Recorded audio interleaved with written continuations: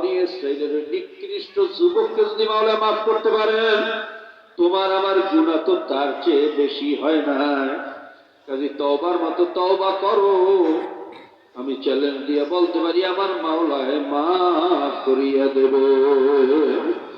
তবে ভাইরা অনেকে চিন্তা করে এখন কি তওবা করবো, আর কয়েকটা দিন যাক, একটু বুড়া হইয়া লই।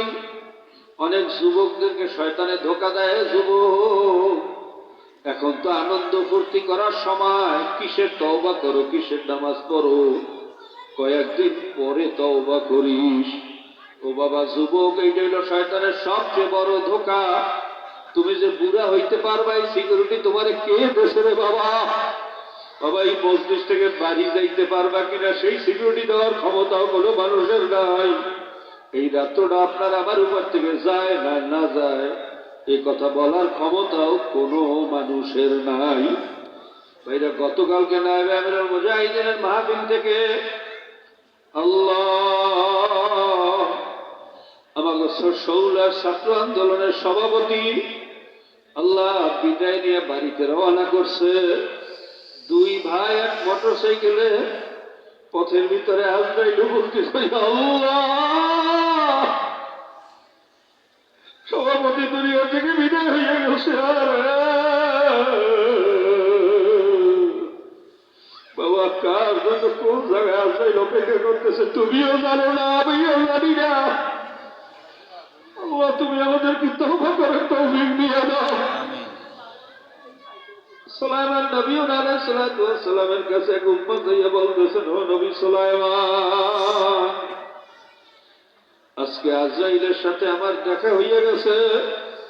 এই শহরের ভিতরে আজরাইল ঘোরাফেরা করতেছে, আমার ভয় লাগে কখন জানি আমাকে থাবা মারিয়া ধরে। আল্লাহ আপনার কথা তো বাতাসেও শোনে, কিন্তু বাতাসকে বলেন আমাকে দূরে এক জায়গায় রাখিয়া আসুক।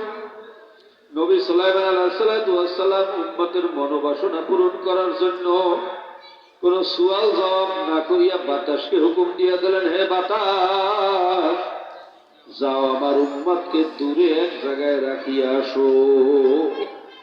হুকুম পাওয়ার সঙ্গে সঙ্গে বাতাস হাজার হাজার কিলোমিটার দূরে তাকে উড়াইয়া নিয়ে রাখিয়া আসলো।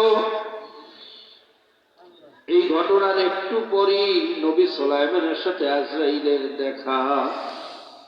নবী সুলাইমান আজরাইলকে জিজ্ঞাসা করেন, ও ভাই আজরাইল, তুমি রাস্তাঘাটে আমার উম্মতকে কেন ভয় দেখাও?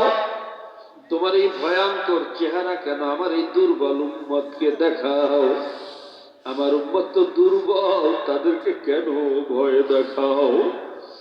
আজরাইল বলে, ও নবী সুলাইমান, আমি আপনার উম্মতকে ভয় দেখানোর জন্য তার দিকে তাকাই নাই, আমি মাওলার একটা কুদরত দেখার জন্য তার দিকে তাকাইছিলাম। একটু পরই এই ব্যক্তির মওয়াতের হুকুম হইয়া যাইবে, তার মৃত্যুর স্থানটা হইল হাজার হাজার কিলোমিটার দূরে। আমি তার জান কবজের জন্য প্রস্তুতি গ্রহণ করতেছি। হঠাৎ দেখে এই লোকটাই শহরের ভিতরে ঘোরাফেরা করতেছে। আমি চিন্তা করলাম এত অল্প সময়ের মধ্যে এত দূরে এই লোকটা কেমনে যাইবে। এই চিন্তা করিয়া যখন আমি তার দিকে তাকাইলাম, আল্লাহ পাক রব্বুল আলামিন গায়বী ভাবে আমার এই ভয়ঙ্কর চেহারাটা তাকে দেখাইয়া দিয়েছে। আমার এই ভয়ানক চেহারা দেখিয়া দৌড়াইয়া যাইয়া ভয় পাইয়া আপনার কাছে দিয়ে নালিশ করছে। আপনি বাতাসকে হুকুম করছেন, বাতাস তো সেই জায়গায় তাকে রাখিয়া আসছে।